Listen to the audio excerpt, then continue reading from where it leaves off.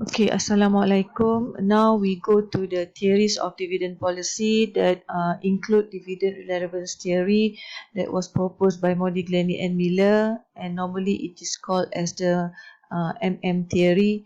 And secondly, dividend residual theory, and lastly is relevance of dividends theory, right? That includes birds in the hands theory, which was proposed by Gordon and Liner, and then plus the clientele effects under this theory. So the first theory that we are going to go through is the dividend irrelevance theory. So basically this dividend theory, the irrelevance theory, shows that there is no relationship between the dividend and the value of the firm or stock's price. Okay, and then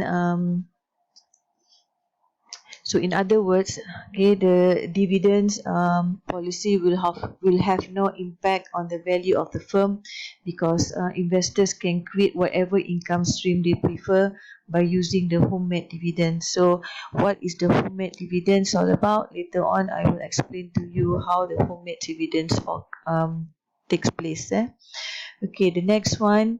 Okay, we go to the assumptions of the dividends irrelevance theory used by Modigliani and Miller. Okay, so basically Modigliani and Miller proposed the irrelevance theory of dividend, saying that dividend policy has no effect to the share price of the firm or the firm's value.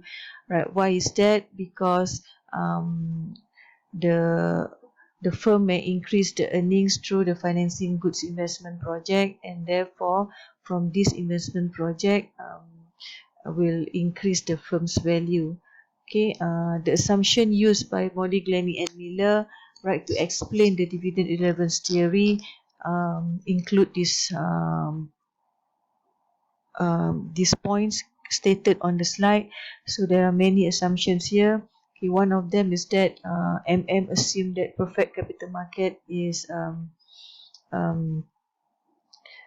can be the perfect capital market exists and all investors are rational, and then they assume that all investors have homogeneous expectations on future profits, right, and dividend, and then the investment decisions are unaffected by dividend policy, and then there are no taxes on dividend and no transaction costs. Okay, for the shares trading. And then another assumption is that when high dividend paid to the investors, it will leave less retained earnings available in the firm. Therefore, firm can issue shares without flotation cost to finance the project. Okay, and then when the investors are paid low dividend, there will be high retained earnings in the firm. Okay, so this retained earning is used to finance all positive MPV's project. Okay, right. Right. MM argued that the market share price of the firm will correspondingly drop, okay, and it will drop equals to the value of dividend paid, right? Because cash is used to pay dividend, right? Thus reducing assets available. Okay, so the share price of the firm before dividend, right, must equal to the share price after the dividend plus value of dividend. Okay, so like this one, it is shown, okay, on the come dividend date 27 January, the market price of the firm or shares is 5 ringgit. And then on the ex dividend date, okay, after the dividend is paid to the investors or shareholders, so the share price will drop, and it will drop by the amounts of dividend payable, which is 20 cent. Okay, right.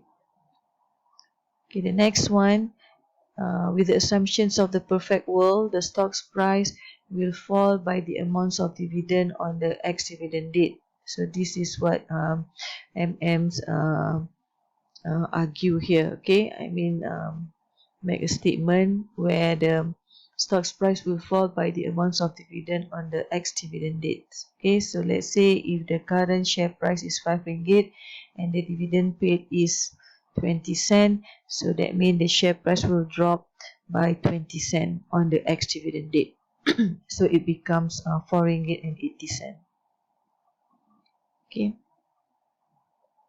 Right. Dividend policy irrelevance theory implies that the share price before or close to ex-dividend date usually will increase because of the market forces drive by the dividend gain and capital gain investors. Okay, this is happening before the ex-dividend date.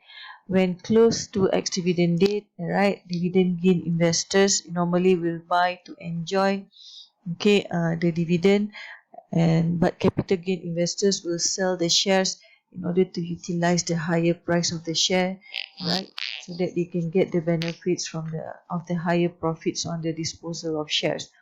However, after the ex-dividend date, normally the share price will drop by the amounts equal to the value of dividend paid. So this is what mentioned earlier, right? After the ex-dividend date, the share price will drop equal to the value of dividend paid. Okay, right. So that's why, MM argued that the dividend policy is not relevant to the firm's value.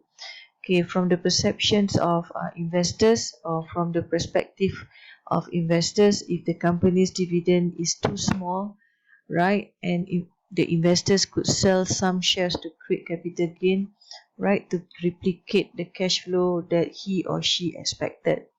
So therefore, the dividend is irrelevant to investors, meaning that investors care little about the company's dividend policy, since they can simulate their own personalized income or homemade dividend. Okay, right. Right, so this is an example of how homemade dividends take place. Right, let's say Mr. A holds 1,000 unit shares. Alright, a firm declare 20 cent per share. If Mr. A would like to have 2,000 income, right, he can sell part of the shares to top up the dividend income. Alright, so let's say the market price of the share on the ex-dividend date is 4 ringgit 80 cents. Right, it declines to 4 ringgit 80 cents. Okay, so let's say the desired income by Mr. A is what, 2,000 ringgit, and then the dividend received from this company is only 200 ringgit, since he is only holding 1,000 shares. Okay, so 20 cent multiplied by 1,000 units of shares, so that means he will get 200 ringgits of dividends. So but then Mr. A needs a 2,000 ringgit income. So if he only get 200, so the balance of 1,800, right, can be realized from the homemade dividend policy. Okay, how is it? So that means Mr. A will sell this the share, right? How many shares they can sell? He can sell 375 shares at this price, so that he can get 1,800 ringgit. However, in the following year, the number of shares left, in the company by Mr. A is become what? Become 625 units of shares. So this number of shares will be entitled for the dividend in the future, right? So Mr. A is creating 1,800 as the homemade income as his own income stream. So this 1,800 plus 200 dividend received, then he will get the required 2,000 income. Okay, so in other words, dividend policy here, right, as a conclusion, we can see that dividend policy will have no impact on the value of the firm, because the investors can create whatever income stream they prefer by using the homemade dividend. So let's say if the company pay more than 2,000 ringgit, he only require 2,000 ringgit income. But then if the company pay dividend more than 2,000 ringgit, so the excess amount can be used to buy more shares of the company. So that is how the investors create the homemade dividend or their own income stream, right? Okay, so as a conclusion, all right, we can see that the change in dividend policy did not affect the value of the stock or value of the firm. So the value of the shareholders remain unchanged. Okay, so this proves that investors are indifferent to dividend policy. So this is supported by theory, right, using the assumptions that used. Okay, all individuals have the same beliefs concerning future investment, profit, and dividends. So this is one of the assumptions used by Okay, the investment policy of the firm is set ahead of time, and it is not altered by changes in dividend policy. So the company is assumed to adopt the residual dividend policy. So this is closely related to the residual dividend policy. So what's the meaning of residual dividend policy? Right, residual dividend policy means that the dividends will only be paid, right, if there is the balance of the profit left after the company used the profit for investment purposes. Okay, it implies, in other words, the dividend should be the remaining amounts of the after tax profit. So firstly, the company will use the after tax profit for the investment purposes. If there is any residual amount that means the balance or remaining amounts of earning, right, then the company will use that remaining amount to pay the dividend, okay, to the shareholders. Right, so therefore, if they apply the dividend residual theory, right, the dividend policy, under this dividend policy, the company should maintain the optimum debt ratio in financing future investment, right, to avoid the financial distress. Right, and then the company should accept the investment that have positive MPV. Okay, right, so that the firm's value will increase. Okay, right, and then finance the equity portions of the new investment first by internally generated funds. Okay, if the internally generated funds still remain, and then that remaining amount will be used to pay dividends to the shareholders. All right, all right.